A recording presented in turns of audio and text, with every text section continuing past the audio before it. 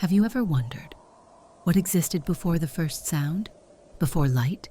Before form? There was only silence, a silence so dense it almost seemed to breathe. And then something whispered, not a word, but an intention. From that breath, time began to flow, matter began to dance, and the universe began to remember itself. Every sound you make repeats that same miracle. Every phrase is an echo of the original creation. You do not speak with air alone, you speak with energy. And energy always listens to those who speak with certainty. Most people don't speak. They echo. They recycle fears, doubts, and memories. Words that were meant to shape destiny only repeat history. And so, life remains still, not because it has to, but because the voice that commands it has forgotten its own power. There is a place deep within the human being where sound becomes creation, where language is not used to describe life, but to write it.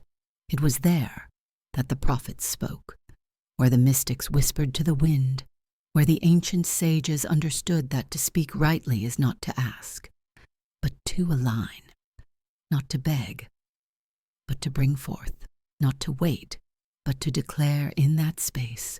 The tongue becomes the wand, and silence, the servant that listens. Your body listens. Your nervous system obeys your tone long before it understands your meaning. When you speak, as if it is already done, again and again, something within you begins to reorganize. The body starts to follow the voice. You are not convincing yourself. You are calibrating yourself. Just as water carves stone, not through force, but through persistence, your voice carves reality through repetition continuously. This is where many stop. They speak once or twice, and when nothing seems to change, they return to old patterns: complaint, doubt, waiting. But complaining is not harmless.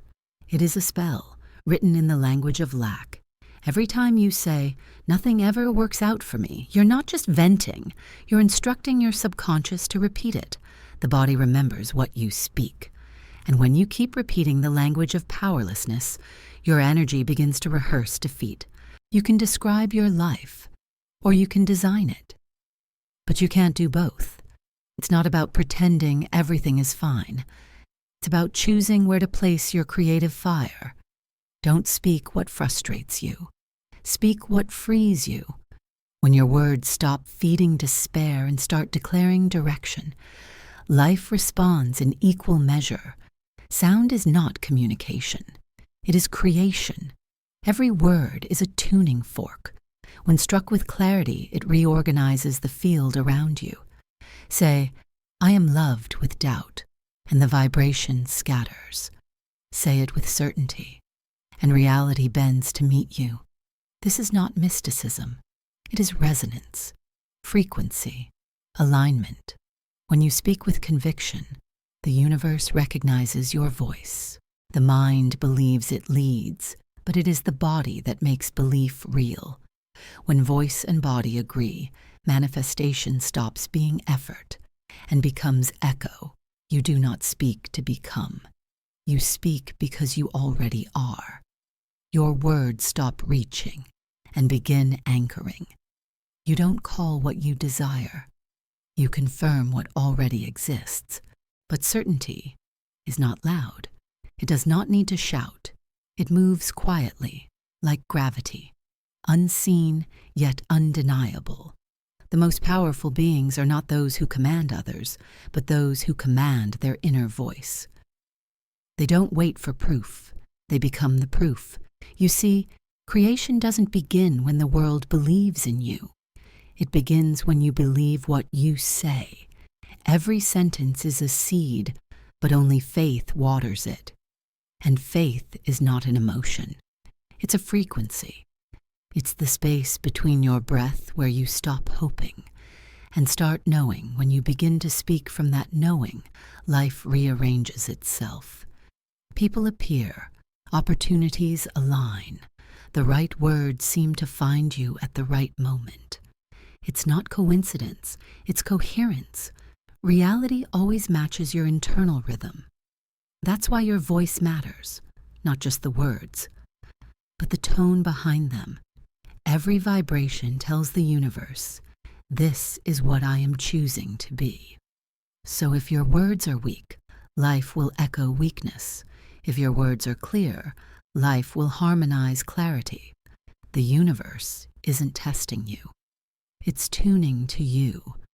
And in that understanding, something extraordinary happens. You begin to see that silence and sound are not opposites. They are partners. Silence is the canvas. Sound is the paint. Without one, the other is incomplete. So when you pause, when you listen between your own sentences, you return to the source of all creation. You reconnect to the moment before the first sound. And from that silence, you speak again, not as a seeker, but as a creator. Do not underestimate your voice. It's not just an instrument. It's a compass. It points toward the reality you are building. If you speak chaos, you walk in circles. If you speak order, you walk with purpose. If you speak love, the path clears itself. Every day you are casting spells, not with rituals or symbols, but with casual words, whispered between breaths. I can't. I always fail. I'm not ready. Those are incantations too, but written in the language of limitation. And when you finally understand this, you stop trying to convince life to listen. You realize it always has. It was never ignoring you. It was waiting for your certainty to arrive. So speak not from desperation, but from remembrance. You are not learning how to create. You are remembering that you always have. Every time your voice trembles, the universe waits. Every time your voice steadies, the universe moves.